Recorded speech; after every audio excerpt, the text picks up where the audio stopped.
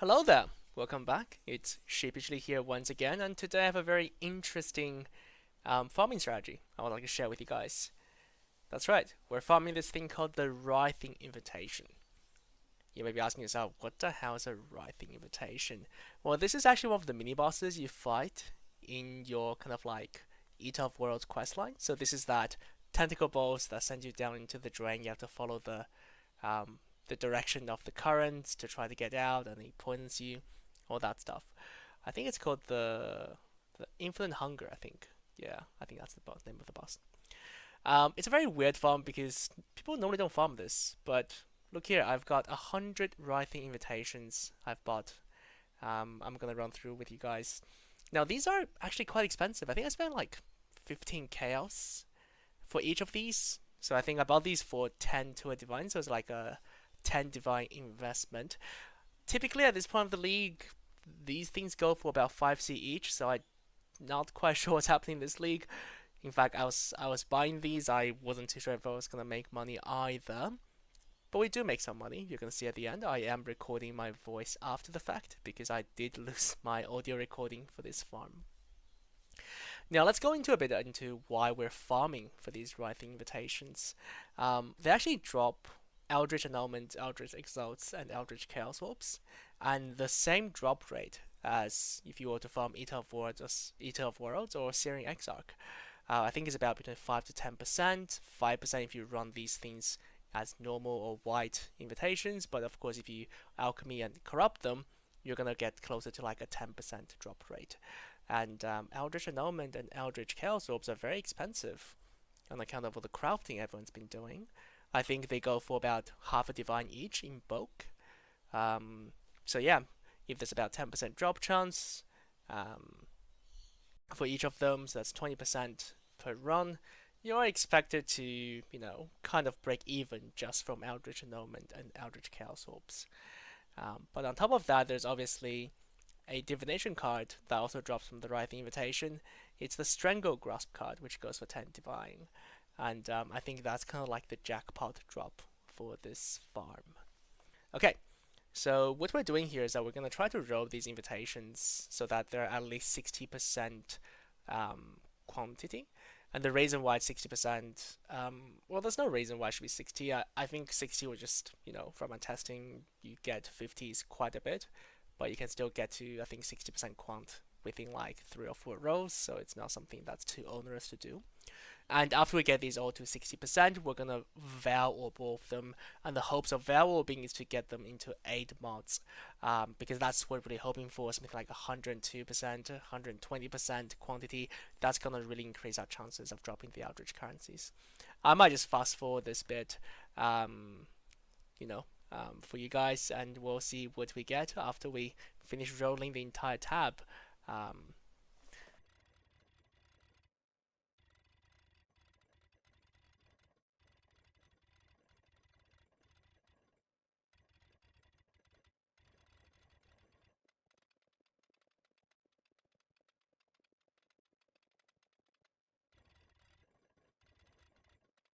okay, that's all done. All 100 and one of them corrupted and vowed.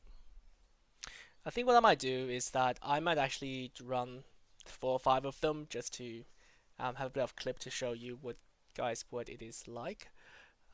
These runs are very fast. I think like something like 15 seconds per run. Obviously, the loading screen is something that does reduces the divines per hour a little bit here. Um, I do always say that I don't care about divines per hour, but a lot of you guys in the comment section seem to really like to finding the most optimal divine per hour farm. I think I shared my I think I shared the helping a farm, and some comments were saying, hey, this is not really that high divines per hour, which is true. And you're gonna find that if you're looking for the highest divines per hour, this video probably wouldn't give you the right result either. I mean, I do think I hit something like maybe 20 divines per hour with this farm, but that's that's a bit of spoilers there. We do get quite lucky with the drops. Um, for me though, ultimately, POE is about having fun, and I tend to go for the high variance, high payout strategies, which isn't for everyone. If you want consistent profit, you know, go for tier 17 boxes. Go for the, I guess, I think there's an essence farm that actually looks quite interesting. I do enjoy doing essences, which I might do later. You can go for those strategies if you like, but hey, if you see my videos, you know that I like jackpots. Yeah. I don't know why I picked up the Baron helmet there. I think I was confused thinking that was a boss drop. It wasn't. But you can see these are very fast, right? That was like a 19-minute map. And you can see the loading screen gets a bit faster. I think when you first do a map in a while, it takes time to load the assets.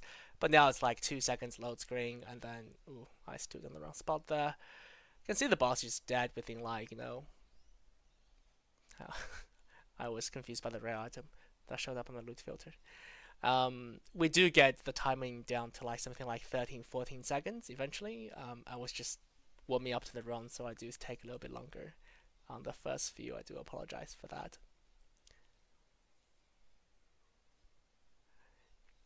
Yeah, the Infinite Hunger talks a lot. I was definitely a bit tired by the end. You can see that 15 seconds done. Okay, that's the first 5 runs, and let me turn off the video and let's switch over to see how much money we've made.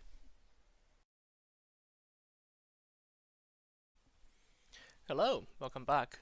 That actually didn't take as long as I thought it would. I think we took 40 minutes all up to run all 100 or 101 Writhing invitations. I think in terms of actual game time, maybe only 25 minutes. The other 12 minutes, 15 minutes was mostly loading screen, I think. Without further ado, let's go through the loot. Might start from top right. We actually got exactly 9 each of the Eldritch Chaoses, Annulments, and Exalts. That's it's quite surprising a result. So we're quite close to the 10% there, but we didn't quite get there, which makes sense. Not all of our corrupted Writhing invitations went up to more than 100% quant. And here we have 3 Ceaseless Feasts. They go for about, well, 15, 20 each, not too bad. We actually have a lot of Eternal Struggles. I think that's 11 here, which I think these are the ones I think it's not really worth anything. We have 2 that's worth probably about 1 Divines each. One is with a greater increased effect of non-curse auras. The other one is an exceptional mana reservation efficiency. I think they're about 1 Divines each. I don't know if they're gonna sell, but that's how much the market says they're worth. And then finally, we have 7 Black Zenith right here. You can see there's some Vaal orbs there. We're going to be doing some Vaal corruptions in a second after we go through results. We have 18 Greater Eldritch Acres, which is worth nothing at this point, as well as, I think, 19 Grand Acres. These are about half a divine, so it's not too bad. Let's just keep that there. And lastly, the crown jewel of this farm, Choking Guilt, Strangle Grasp, which goes for, at the moment, well, 12 divines. So that's not too bad. I think dropping 1 every 100 maps is pretty much the expected value. I think it has a 1% drop rate on the wiki, so makes sense we got one, but at the same time, I still count this as pretty lucky because, yeah, 1% means high variance. So, anyways, before we head on to checking the spreadsheets, let's just corrupt everything and see how we go. I don't know what this does. Corrosion? What does corrosion do? Ah, interesting. So there's a 30% chance when I hit something with attacks, I will reduce the armor by 5,000 and reduce evasion by 1,000. So it seems pretty good for like a physical based build. Ah, and if the enemy has no armor evasion, we can generate endurance and frenzy charges. That's interesting.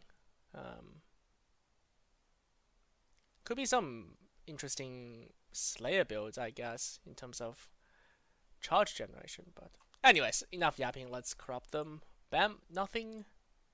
Suck the curse gems. Ooh, how much is that? 1 divine, sure.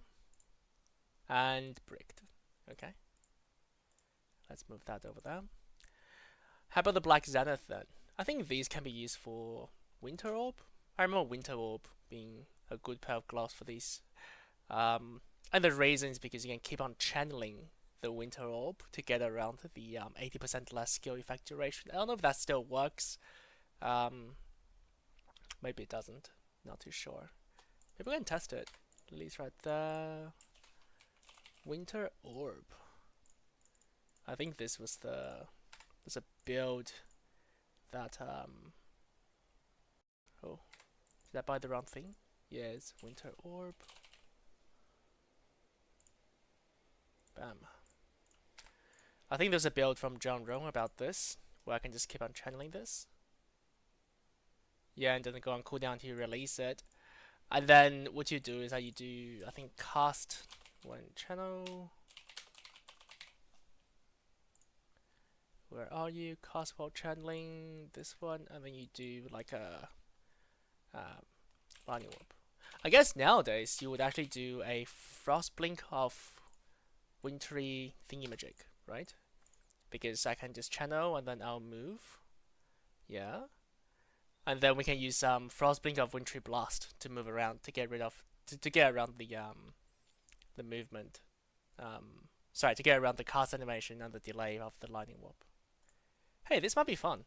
Yeah, let's see how we go with the corruptions. But yeah, that's actually a build I've been meaning to try out from John, but I just never had the chance to do it. But well, let's see how the corruptions goes. If we get some frenzy charges, or yeah, maybe let's give it a go. Ah, wait, hold on. Isn't this? Wait, do you just hit a jackpot? +2 suck the projectile gems. Doesn't that work for Winter Rope? Hey, that might be crazy. Look at that. I think the game wants us to play cast speed. We don't think care about that. I think the game wants us to play the build. Right? Look at that. How much is that worth? Let's have a look. Oh yeah, okay, it's not worth that much. It's like maybe 1 divine, but hey, look how cool this is. Well, we got 2 pair of good corruptions, and these eternal struggles, you can actually turn them in. I think 3 to 1 gets you a roll. Yeah, there you go, on the implicit mods. So let's see what we get. We have penetrate lightning, and no, that's not good. Spell damage minions, probably not worth while. Nope, nothing there. I think we go again. Mana reservation efficiency. Bam. That's another divine. There you go. But that's okay.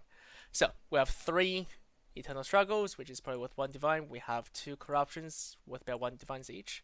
And okay, let's head over to the spreadsheets to see how much money we've made.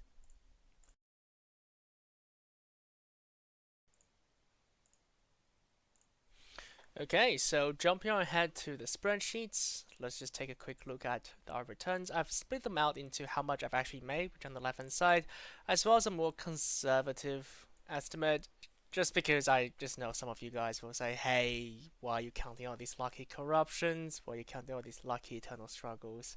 Well, it's because I've actually made the money, you know. But hey, here's a conservative estimate for the non-believers. In terms of cost, 100 maps is about 10 divines on them. Like I mentioned, 10 invitations for 1 divine. In terms of returns, so the consistent ones, I've counted all the Eldritch, Annulment, Chaoses, and Exalts, as well as the Choking Guild. All up, we have about 22.5 divines, which against a 10 divines return means that we've made 12.5 divines of profit. Now, because of how quickly it takes to run these maps, if you just count how long it took to run them, I think it's about 25 minutes, so we are looking at something like 30 divines per hour, but obviously my PC was quite bad with the load times, so we're gonna knock this down to about 19 divines an hour, so 40 minutes how long I actually spent on running these maps.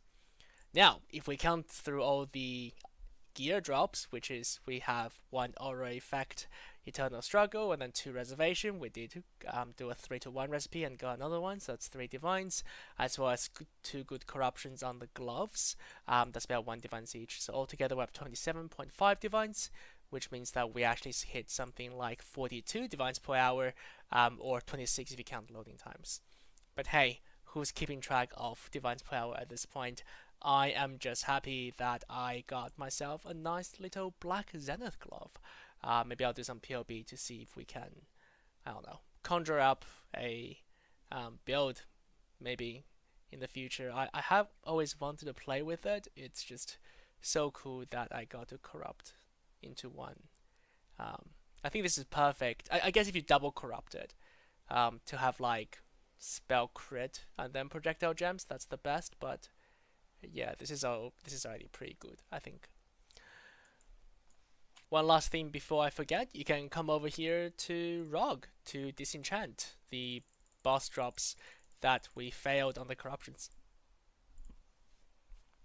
Because these are boss drops, each of them is worth roughly 30k for the Black Zenith and 20k for the Ceaseless Feast.